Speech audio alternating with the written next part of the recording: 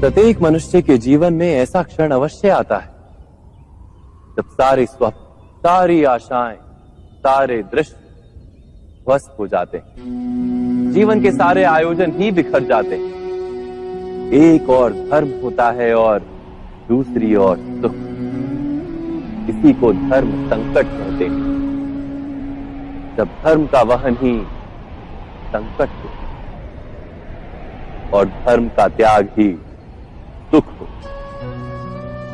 विचार कीजिए, कभी किसी स्वजन के विरुद्ध सत्य बोलने का अवसर प्राप्त हो जाता है, कभी ठीक दरिद्रता के समय सरलता से चोरी करने का मार्ग प्राप्त हो जाता है, कभी किसी शक्तिशाली राजनेता या राजा के कर्मचारी का अधर्म प्रकट हो जाता है।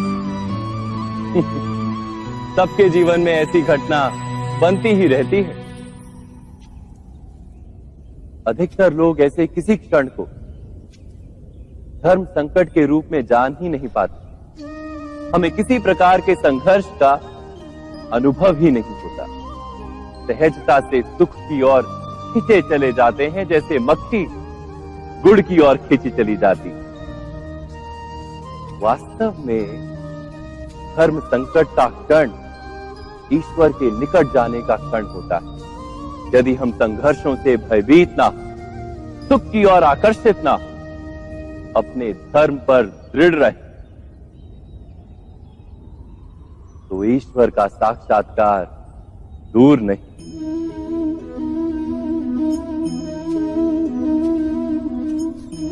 पवन से युद्ध करने वाला पत्ता यदि पेड़ से गिरता है तो भी आकाश की ओर उठता है। पवन से झुकने वाली घास वहीं भूमि पर रह जाती। अर्थात धर्म संकट से यदि हम संकट को ही टाल दें तो सुख तो मिलता है, जीवन बढ़ता है, किंतु क्या चरित्र नहीं टूटता? क्या आत्मा दरिद्र नहीं हो जाती? क्या ईश्वर से अंतर नहीं हो जाता? स्वयं विचार किए। दो व्यक्ति जब निकट आते हैं तो एक दूसरे के लिए सीमाएं और मर्यादाएं निर्मित करने का प्रयत्न अवश्य करते हैं। हम यदि सारे संबंधों पर विचार करें तो देखेंगे कि इन सारे संबंधों का आधार यही सीमाएं हैं जो हम दूसरों के लिए निर्मित करते हैं। और यदि अनजाने में भी कोई अन्य व्यक्ति इन सीमाओं को तोड़ता है तो उसी क्षण हमारा हृदय क्रोध से भर जाता है। इन सीमाओं का वास्तविक रूप क्या है? क्या हमने कभी विचार किया? सीमाओं के द्वारा हम दूसरे व्यक्ति को निर्णय करने की अनुमति नहीं देते। अपना निर्णय उस व्यक्ति पर थोपते, अर्थात किसी की स्वतंत्रता का अस्वीकार करते हैं। और जब स्वतंत्रता का अस्वीकार किया जाता है तो उसका हृदय दुख से भर जाता है। और जब वो सीमाओं को तोड़ता है तो हमारा हृदय क्रोध से भर जाता है। क्या ऐसा नहीं होता?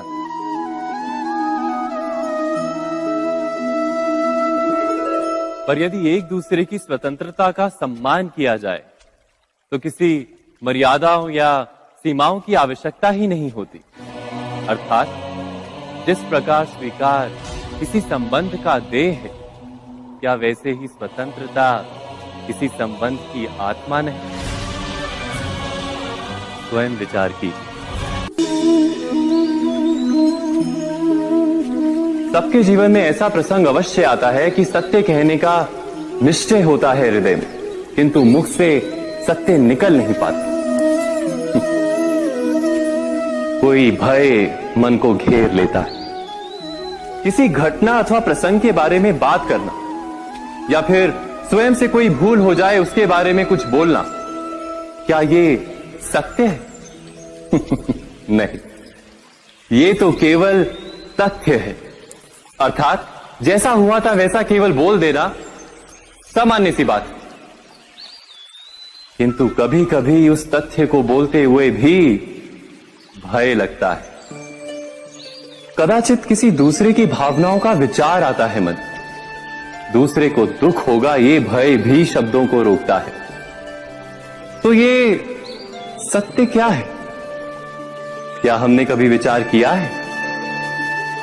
जब भय रहते हुए भी कोई तथ्य बोलता है तो वो सत्य कहलाता है।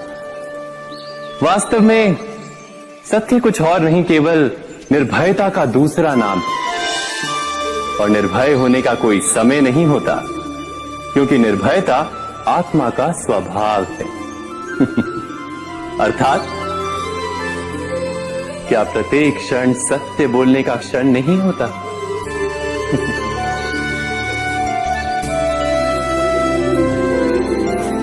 स्वयं विचार कीजिए।